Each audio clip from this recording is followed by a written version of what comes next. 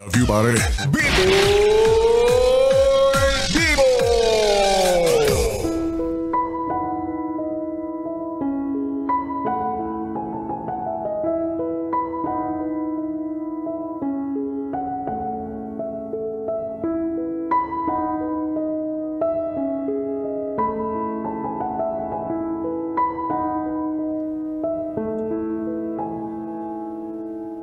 Bibi, meron ka bang kasalukuyang mga nakakaalitan?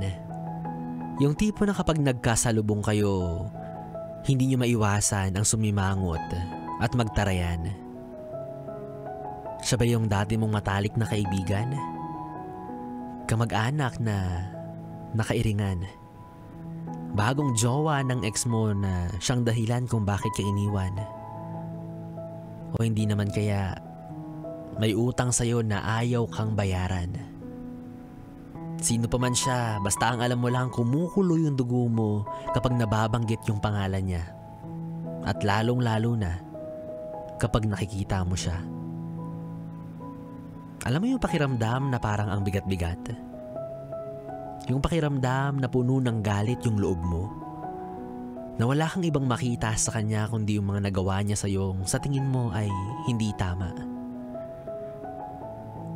Sabi ng iba, makipag-ayos ka na. Kalimutan mo na yung nakaraan. Pero sa isip at puso mo, alam mong hindi ka pa talaga handa na muling makipagmabutihan. Yes, friend, naiintindihan kita. Hindi naman talaga minamadali yan. Kung talagang may bigat pa, hayaan mo muna. Hayaan mong panahon na ang kusang magpahilom.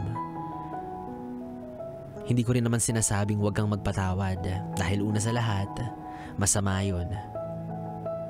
At ikaw rin ang magdadala ng bagahe na nagpapahirap sa iyong pag-usad.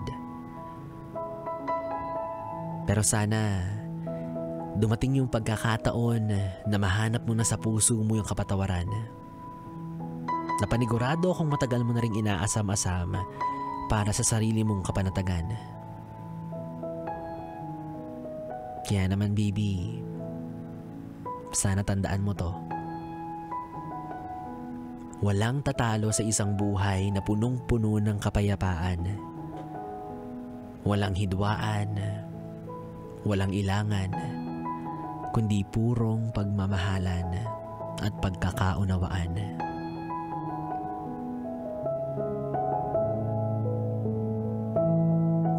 Yes, friend, DJ B-Boy Bibo pa rin ang iyong kapiling hanggang mamayang alas 12 para sa ating tuloy-tuloy na BB Time. Dito pa rin at dito ka lang sa istasyong tanggal limot ang problem, ang 101.1 Yes FM. 101.1